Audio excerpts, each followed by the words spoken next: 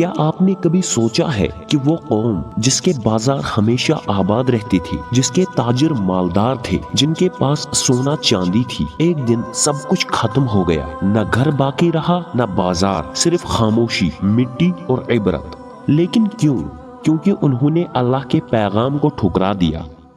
آج ہم سنیں گے ایک ایسی قوم کی کہانی جسے موت نے آ لیا، قوم حضرت شعیب علیہ السلام کی داستان قرآن و حدیث کی روشنی میں۔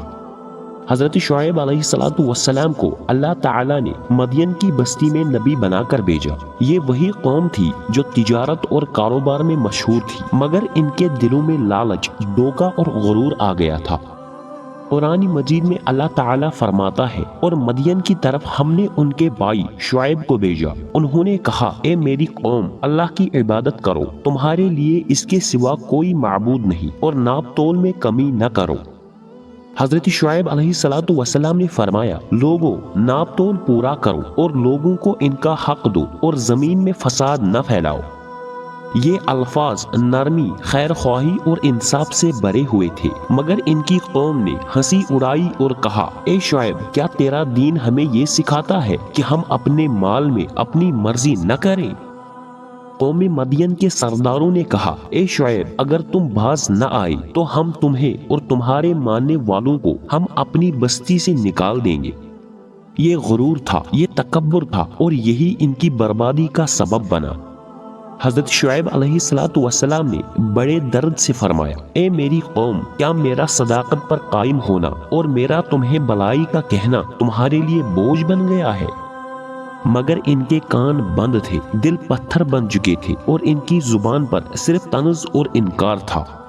پھر ایک دن اللہ تعالیٰ کا فیصلہ آیا۔ قرآن فرماتا ہے، تو انہیں زلزلے نے آ لیا اور وہ اپنے گھروں میں اوندھے پڑے رہ گئے۔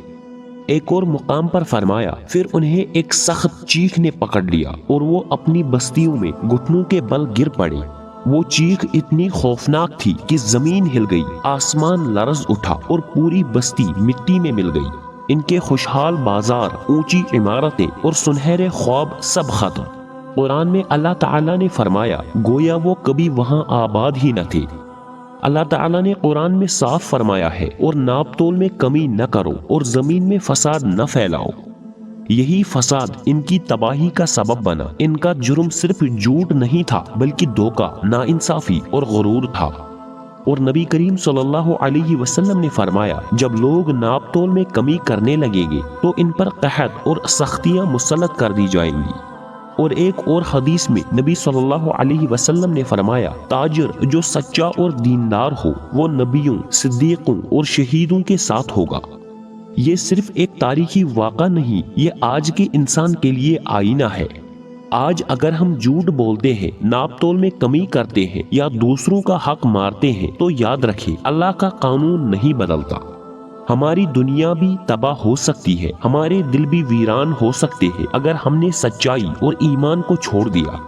قرآن کہتا ہے، اگر وہ ایمان لاتے اور تقوی اختیار کرتے تو ہم ان پر آسمان اور زمین کی برکتیں کھول دیتے۔ میرے بھائیوں اور بہنوں، قوم شعیب کے بازار تباہ ہو گئی، لیکن ان کی کہانی آج بھی زندہ ہے تاکہ ہم سبق لیں۔ اگر ہم بھی وہی غلطیاں دہرا رہے ہیں تو ہمیں سوچنا ہوگا۔